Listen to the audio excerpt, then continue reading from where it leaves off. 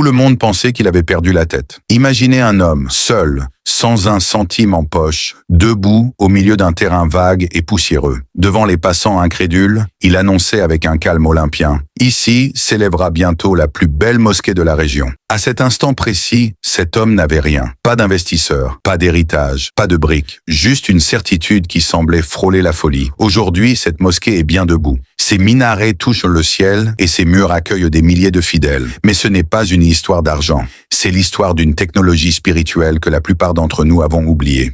Écoutez attentivement ce qui suit, car ce que cet homme a découvert pourrait bien être la clé qui débloquera votre propre projet impossible. Appelons cet homme Ibrahim. Ibrahim n'était pas un riche homme d'affaires. C'était un homme simple dont le cœur brûlait d'un seul désir, offrir un lieu de paix à sa communauté délaissée. Mais la réalité était brutale. Lorsqu'il a présenté son projet, les portes se sont refermées les unes après les autres. Les banques ont ri. Les riches donateurs lui ont dit de redescendre sur terre et de s'occuper de ses propres fins de mois avant de vouloir bâtir des palais pour Dieu. Il aurait pu abandonner.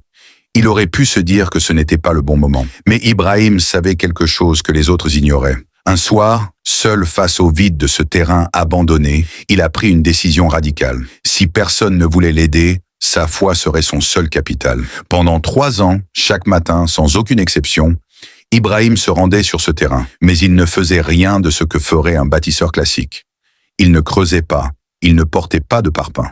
À la place, il marchait. Il marchait sur la terre sèche et il parlait. Il décrivait à voix haute l'emplacement exact de la porte d'entrée. Il décrivait l'odeur des tapis qu'il n'avait pas encore achetés. Tu sens parfois cette lourdeur dans la prière, cette fatigue spirituelle que peu osent avouer? L'âme aussi a besoin de soins. Pour tous ceux qui traversent cette épreuve, j'ai condensé 8 solutions concrètes dans un guide simple et complet, quand l'âme est fatiguée, avec le texte en PDF et la version audio incluse. Pour avancer, même lentement.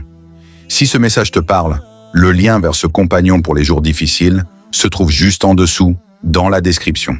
Il levait les yeux au ciel et décrivait la couleur du dôme. Les gens du quartier se moquaient. « Regardez, c'est le fou qui construit une maison avec des mots. » Ce qu'ils ne comprenaient pas, c'est qu'Ibrahim pratiquait la loi de la certitude absolue. Dans son esprit, la mosquée n'était pas un projet futur. C'était une réalité déjà accomplie. Il ne demandait pas si cela allait arriver, il agissait comme si c'était déjà là. Puis, l'inexplicable commença à se produire. Un matin, un chauffeur de camion s'arrête devant le terrain. Il s'était trompé d'adresse de livraison pour un chantier voisin. En voyant Ibrahim, il discute, s'émeut de sa vision et lui lance « J'ai 10 tonnes de sable en trop, je n'ai pas envie de les ramener. Ces cadeaux, elles sont à toi. » Ce fut le premier domino. Quelques jours plus tard, un architecte à la retraite, touché par la ferveur de ce vieil homme qui parlait au vide, proposa de dessiner les plans gratuitement. Puis un maçon offrit ses week-ends. Les dons commencèrent à affluer, non pas parce qu'Ibrahim mendiait, mais parce que sa conviction était devenue un aimant. Aujourd'hui, quand on interroge Ibrahim devant ce monument de marbre et de lumière, il sourit et dit simplement « L'argent suit l'intention et non l'inverse. » Maintenant, j'aimerais vous poser une question. Quel est votre terrain vide aujourd'hui? Quel est ce projet de business, ce rêve de famille, cette guérison ou cette réussite qui vous semble impossible parce que vos poches sont vides? Si vous attendez d'avoir tous les moyens pour commencer, vous resterez immobile toute votre vie. Le secret d'Ibrahim, c'est que la réalité physique n'est qu'un retard d'affichage de ce que vous avez déjà construit dans votre cœur. Je veux que nous fassions quelque chose de puissant ensemble. Créons ici une chaîne d'intention.